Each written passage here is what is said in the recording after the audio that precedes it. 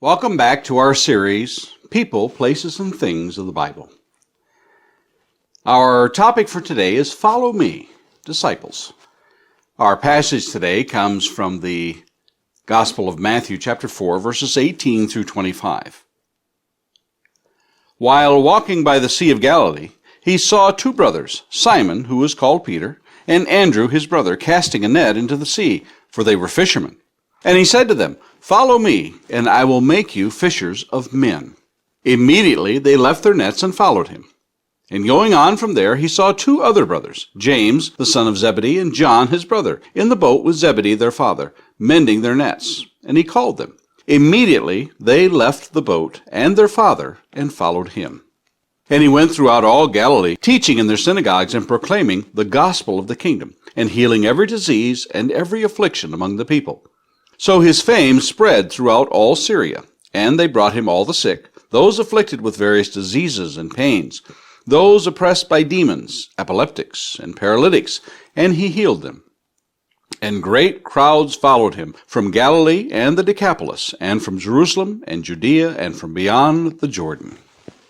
When Jesus began his ministry, he came upon a Jew who had taken the job of a tax collector. His directive, "Follow me." The response, and he got up and followed him. Matthew chapter 9, verse 9. The man who followed Jesus was, of course, the one who would pen the gospel that bears his name, Matthew, or Levi as some called him then. In times past, we have dealt with those Jesus called and their qualifications, or lack thereof, as the case may be. Today, we'll look at what they chose to gain or lose.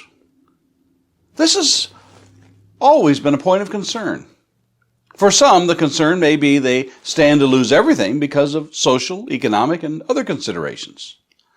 Others may find that they have everything to gain because they may have lost or never had some of the things others have to lose.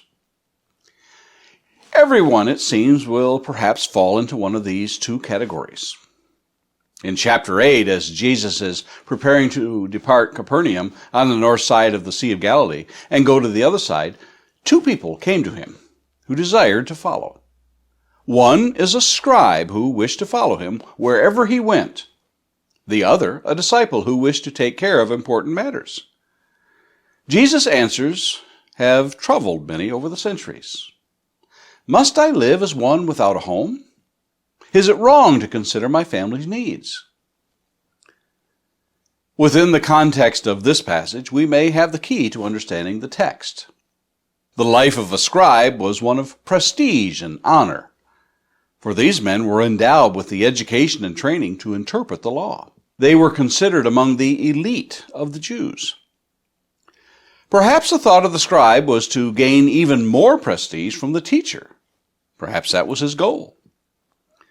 Jesus' less than prestigious reminder of the life he would live must have been a blow to the scribe's ego. As for the disciple who wished to bury his father, we don't know if this was an excuse, a fabrication, or a real desire. But whatever the reason, Jesus' orders to depart must have been important enough that all must be set aside. It was a matter of priorities in the moment. We too are called to make choices sometimes. And what we use for excuses when the work of the kingdom must be done says much about where we are in our faith.